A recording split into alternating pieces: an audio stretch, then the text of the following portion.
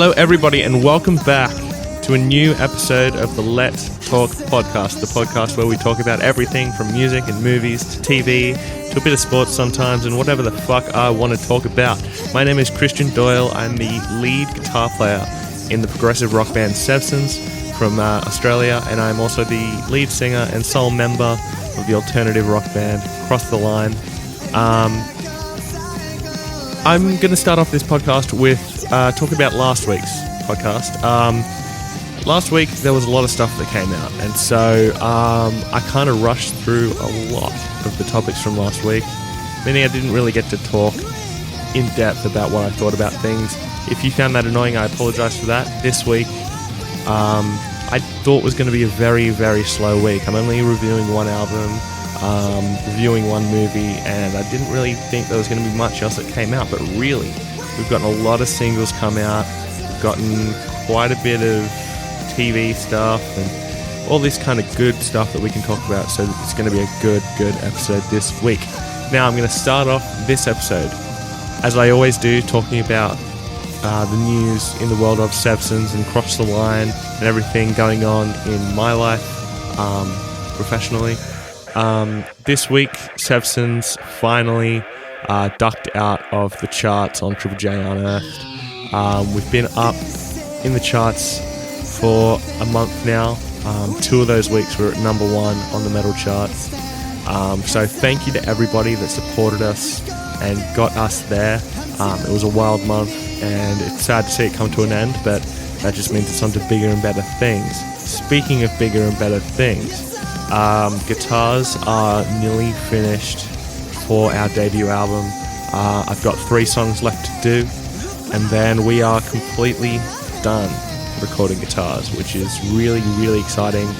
We've got another month and a bit until they go off for mixing, so it's down to crunch time. We're nearly done recording, and we can't wait to show you what we've been working on for the past year. Finally, in SEVSONS news, as I announced last week, we've got our first headlining show ever. Tickets are on sale now on moshtix.com. Go there, type in SEVSONS, you'll find tickets. We want to thank killyourstereo.com for promoting that show for us. They put up an article on their website, which was really cool. So please go get your tickets, come out and see us. It's going to be a really big night. We're playing a lot of the new album, and I really can't wait for you to hear these songs. Alright, on to what you guys will probably think is important news. We're going to talk about music stuff that came out this week. There's no music news really that came out, except for news that came out with singles being released. So, starting that off, we have Biffy Clyro releasing a new track from their upcoming new album. The track is called Wolves of Winter. It's off the new album Ellipsis, which is going to be out on July 8th. It was debuted on BBC One and also on Beats One. And this track is great. You should expect nothing less from Biffy Clyro. Their last 3 albums have been incredible. And opposite to being a double album, it was really impressive to see them pump out that many brilliant songs. And this single is no exception. It plays with a whole bunch of weird time signatures and weird beats. The vocals are really, really cool. A bit laid back in the beginning, and then that classic chorus that Biffy Clyro always deliver. It's another great track. It makes me really hopeful for the album, and I'm really excited to hear Ellipsis when it comes out. Next up, Sticky Fingers. They released their new song, Outcast at Last. They only have it streaming at the moment on triplej.com, but this track kind of disappointed me a little bit. I feel like it's just the same thing from their last 2 albums. They're not really doing anything new, which is not something you want to do on a 3rd album. On a 3rd album, you should be trying to push yourselves forward and add some new elements to your music, and it just sounds like the same old thing. Having said that, it's got a nice feel, and the riff is pretty catchy, but yeah, it's nothing special. It just sounds like all their other stuff. but their other stuff is honestly better than this. So hopefully the rest of the album has a bit more experimentation on it, but we'll see when they announce when that album is coming out. Up next, Issues. One of my favorite bands. They announced their new album, Headspace, this week, and they also released a track from that called The Realest. The album's going to be called Headspace. It's their second album. It's going to be out on May 20th. I wasn't doing a podcast back when their debut album came out, but it was my number one album of the year. I think they're doing something really original in a genre that is very, very generic, as we will talk about later on with Asking Alexandria. Issues are really pushing the barrier on that genre of music and adding things that nobody else would dare do. Adding R&B elements, adding pop elements, adding rap elements, adding progressive elements, adding all these things that just make them stand out from the pack. And The Realest is no different. I'd actually heard The Realest a few months ago. They toured with Bring Me the Horizon and Paris, and they were playing The Realest live. And so obviously someone filmed that and put it up on YouTube.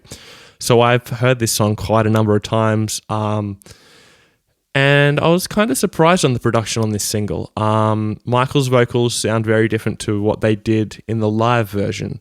Now, the first couple of times I heard it, I didn't like Michael's vocals at all. He is known for his screams, and I think he was trying to do something a little too different with his voice. And it's grown on me. It's definitely grown on me. I'm now really enjoying listening to it, except for the part where he sings after the first chorus, which just sounds very, very produced. So I wasn't a huge fan of that, and I'm still not a huge fan of that. Other than that part, the rest of the song is brilliant. Sky has a great bass solo in the third quarter of this song, and Tyler Carter's vocals are brilliant as always. So catchy, so melodic, and so just brilliant. He really knows how to write a chorus and even a pre-chorus, and he never fails. So The Realest by Issues is a really strong first song to come out from this album. Now, moving on, Pierce the Veil. They have released a new track from their upcoming album, Misadventures. Now, Misadventures was announced last week, and their new track is called Texas is Forever. They didn't release a video with it, so I'm thinking it's probably not a single. It doesn't surprise me that it's not a single, because this is not a poppy track. Pierce the Veil, I think, are very unique to this genre of music. They don't sound like anybody else, and nobody else sounds like them. Nobody even really tries to sound like them, and I really like that about Pierce the Veil. This song is a very quick punk rock song. Pierce the Veil are usually known to do those fast verses and then go into a big poppy chorus. It's not the case in this song. It does slow down for what is the chorus, but there's no real pop element to that chorus. It's just very punk rock, very cool, very fast. And by the sounds of this track and the track they released last year from the album called The Divine Zero, I'm really excited to hear this album. I've liked most of what they've released so far, especially the last album, Collide with the Sky. And I'm really excited to hear what they do with this next album. So stay tuned for that. It's going to be a good one. And now we are on to the album review of this week. It's from metalcore band Asking Alexandria. Their new album is called The Black. It features their new vocalist that I'm not going to bother to learn his name. And man, I've never been a fan of Asking Alexandria, but their last album was something different to the rest of their catalogue, which I really enjoyed because they were trying to evolve. Since that album's come out, their old vocalist Danny Warsnop left the band, and the band said that their last album was just what he wanted to do. So, in my opinion, hearing that, this album was doomed from the start because, well, there's this term going around now for the metalcore, post-hardcore genre of music called genericore. Now, if you want to know the definition of genericore, listen to this album. It is the most generic, predictable album that has been put out this year.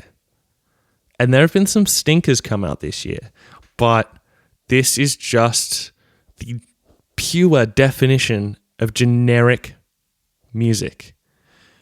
Every single song has the same formula. The same formula of, okay, screaming part, singing part, screaming part, singing part. Let's have a breakdown now, and then we'll sing again and finish the song. Every single song is like that. Every single song. And, you know, they could have done something creative within that formula, but they don't. It's the same as every other shitty, generic band out there. Bands like Memphis Mayfire. Bands like, it's just not good. Bands like Amity Affliction. Asking Alexandria are probably the heavier of any of those bands. But it doesn't mean they're good. It doesn't mean their songs are good. And their new vocalist is a bit of a joke, to be honest. He's hiding behind so much production and so much layering that it's absolutely ridiculous. And you can tell, even with all the layering on top of his vocals, layering it together to make it sound big, he has a really weak scream, especially when he goes for those high screams. You can just hear how weak they are. There's so much layering put into it that they sound bigger than what they will live. I guarantee you. Unless they start playing with tracks, which wouldn't surprise me. They play with tracks now, but they're probably going to have to add vocal tracks to that because there is so much production on these vocals. You can tell that it just doesn't sound human.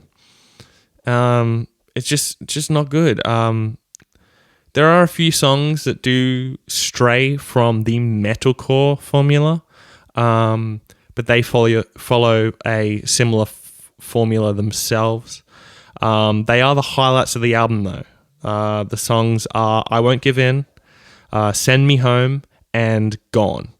I think there's another name for Gone. I think I may have the wrong title on my copy of the album, but they're just... They go from these generic metalcore songs to these generic arena rock songs. Gone is the only one that is actually pretty cool. I really like the laid back feel of it, just piano and vocals. It's really cool. It's really kind of cinematic. And they do actually add a few cinematic elements into another song as well. And I thought that was really cool and I liked where they were going with it, but those are the only little bits of experiment that they put in there. And even that is not really original. Like so many bands in that genre are doing that now anyway. And the lyrics are just childish as well. There's a bit at the beginning of one of the songs where one of the members is talking about Danny leaving and how he had to rewrite the whole album because their new vocalist was like, we shouldn't just sing about Daddy because it's in the past. And well, that's exactly why you should sing about why he left and why you're angry about it, because, well, is that not what's been going on in your life for the past 2 years? And the thing that hurt you, the thing that would make the album a bit personal, and anybody listening to it who has had someone betray them would connect to that and connect to the music. Nah, fuck it. We'll just, scrap that. We'll just write about some stupid shit like girls leaving me or whatever. It's just annoying, and an annoying album. I didn't hate listening to it, but it's just background noise. There's nothing special about it. There's nothing that jumps out and grabs me. So I'm going to give it a 2 out of 5. It really, really I wasn't disappointed because I didn't expect much. So it's just a generic metalcore album that you're not going to remember in a week. All right, moving on. Big news this week in movies was the release of Batman v Superman: Dawn of Justice. Now, I was nervous walking into this movie last night because reviews have been out for about 3 or 4 days and they've been very divisive. Critics are tearing this movie to shreds and the audience are seemingly enjoying it. So there's about a 50% divide on Rotten Tomatoes. Critics are around the 30%. And the audience is around the 70% mark. Now, because I read these reviews, my expectation dropped for this film. And I'm glad they did, because if I'd gone in with the expectations I had, or what I wanted the movie to be, I would have been much more disappointed than I was. And a lot of the critics are destroying this movie, and I don't quite agree with them. I agree with them on some things, but nowhere near all that they are saying. Now, first up, the action scenes. I loved the action scenes. I thought they were great. I thought they played out really well, and the CGI didn't get in the way for me. There was a lot of destruction. A lot more than Man of Steel, which did bother me because this whole city block gets flattened and you don't care because it just is, they don't put any weight into it. So that bothered me. But the action scenes, for the most part, are really great, especially the ones involving Batman. This is the best on-screen Batman we've ever had, in my opinion. Ben Affleck nailed it. So the action scenes are great, but the film is edited horribly. It is a mess for the first hour. An absolute mess. The first 15 minutes are really cool. You get to see Ben Affleck running through Metropolis as Superman is fighting Zod. So a throwback to Man of Steel. It's really cool. He loses some friends in that attack. So you really get to see his motivation for wanting to take on Superman straight away. And they also did Batman's origin story in the opening credits, which was a brilliant way to do it instead of dedicating half an hour to explain it. Everybody knows how Batman got started, so it was good that they just shoved it into that 2 minutes of opening credits. But after that first 15 minutes and up until a scene at the courthouse, the film is edited atrociously. I don't know how they did it. Just jumping from one random scene to another random scene to another random scene to another random scene. They're all pieces to a puzzle that would flow really well, but they've put them in the wrong spots. Some people are saying it's script issues. I don't agree with that. I think the script is solid. I think they cut up the script though, and they just put it in a random order, which made the story flow go out the window. So you'll be in a scene and it'll be flowing really well, and then suddenly it'll just cut and it's off to another character doing something else somewhere random. So that hour was pretty frustrating to watch because I was sitting there, I'd been in the theater watching this film for an hour and I was not liking it one bit. I was not enjoying it at all. However, then we get the courthouse scene. By the way, this is going to be non-spoilers. I'll do a spoiler one as a special in the middle of this week. However, the final hour and a half I thought was edited a lot better. It flowed really well and I was engaged for the whole time and I was really entertained and I thought it was a great film from that point on. If the rest of the film had been edited like that, it would have been a 9 out of 10. And which is not the score I'm giving this film. And I'm not going to spoil this film, but they do something in this film that I did not think they'd have the balls to do. It shocked me, just because I had no idea that they would do that. And once you see it, you'll know what I mean. because it is a major plot point, and it's a really cool end of the film. So look out for that. Wonder Woman is great. Some people are saying that Gal Gadot is a bit wooden. I don't believe that at all. I think she played the part exactly how she should have, and this wasn't Gal Gadot's doing, but the Wonder Woman fighting scenes were great. Her up against Doomsday was really, really cool, and I really enjoyed that whole Doomsday fight scene. A lot of people had issues with Doomsday being in the movie. I didn't. I think, and some people are also saying he was shooed in. I don't feel that either, because they teased him throughout the entire film. As well as that, the Batman v Superman fight, the fight that we were all there to see, could have been 10 minutes longer. It is a very brief fight. However, it's very, very effective, and it does what it's meant to do. I just would like to see it play out a bit longer. So yeah, it was a good BVS fight. Really enjoyed it. Yeah, but just could have been a little longer. I really liked Doomsday as a final villain, to go back to Doomsday. I think he was really effective. You didn't want to bring in some psychological, smart villain that you would need to explain for the whole film. You wanted to bring in something that just was there for destruction and there to wipe out everything.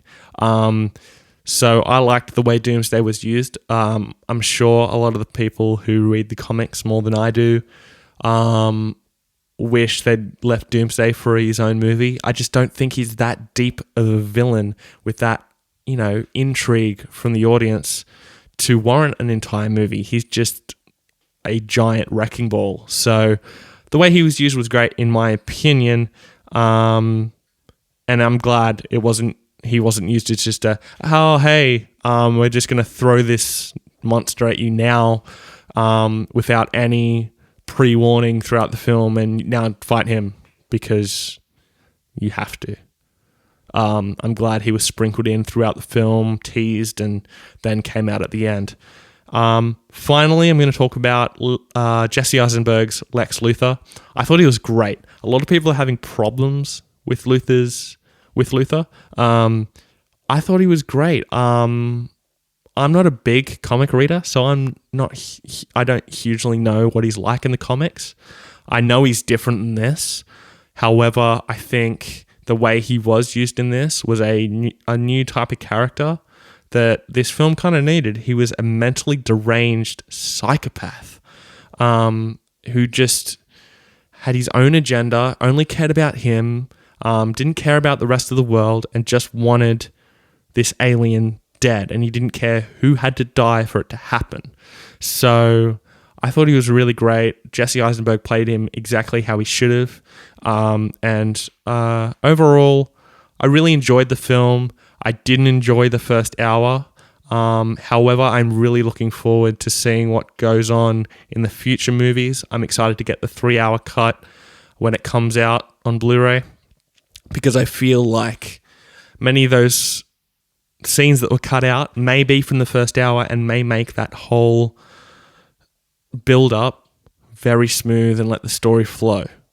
I could be wrong about that, but I hope that's where the cuts were made, because it does feel like a 3-hour movie that was cut into 2.5 hours. So for me, I'm going to give it a 7.5 out of 10. I was really enjoyed.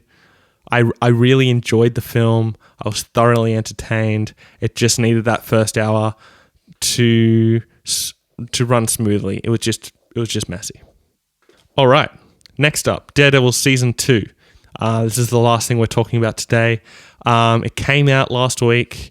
I talked about the first 4 episodes last week, and I watched the rest of the season literally the day after I released the podcast, and I loved this season of Daredevil. It is my favorite Marvel TV property that's come out so far, and that's with me loving the first season of Daredevil and me loving the first season of Jessica Jones. Elektra was played brilliantly. and having Stick come in and work together with her and Daredevil, having Wilson Fisk come in and just cause mayhem for a few episodes. The Punisher was humanized and played brilliantly. Just a great season. I'm not going to go into spoilers, any story points, but you need to go check out this season. Go to Netflix, even if you just subscribe for a month so that you can watch this season. Do it, because it is brilliant, and I think every comic book fan needs to watch it. I think anybody who loves crime drama needs to see it. I think anybody who loves action, anybody who loves psychological dramas, anybody who likes, any of that kind of stuff, you need to see this season, because it is brutal, brilliant, intelligent, and a perfect second season for Daredevil. A 4.5 out of 5 from me. So make sure you go check that out. All right. Thank you for joining me today. It's been a really, really good week. Some great singles coming out. Some great TV coming out. Don't listen to that Asking Alexandria album though. Just, it's not worth your time. You'll lose some intelligence. You'll lose some intelligence listening to that thing. Thank you all for listening. This week, I'm going to be playing for you a song from my band, Cross the Line. Thank you once again for listening. This song is called Let You Go. My name is Christian Doyle. Thank you for listening. Fresh Currents.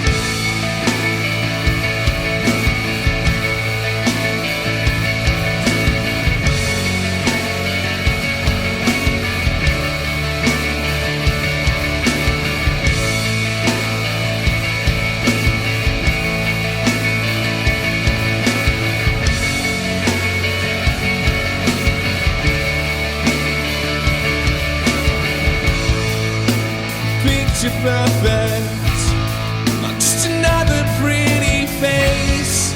You're all I see.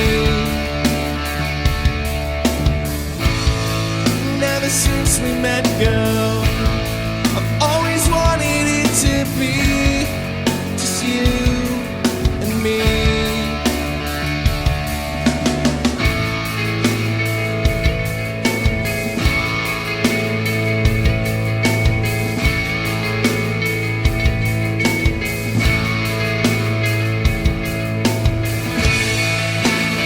At the stars tonight, you're laying by my side. I know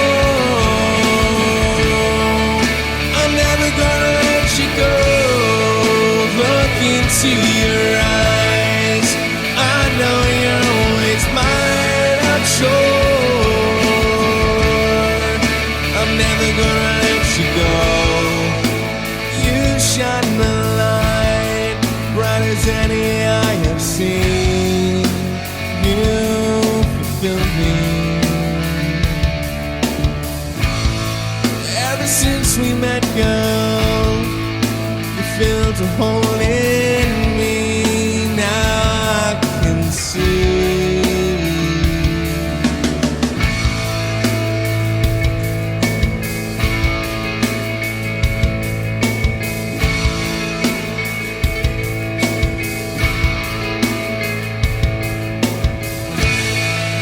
Gazing at the stars tonight, you're laying by my side. I know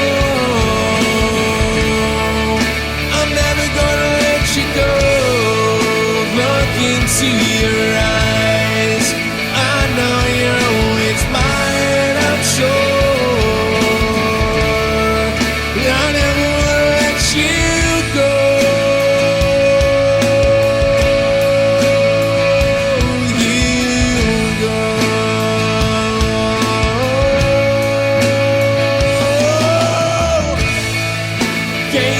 The stars tonight, you're laying by my side. I know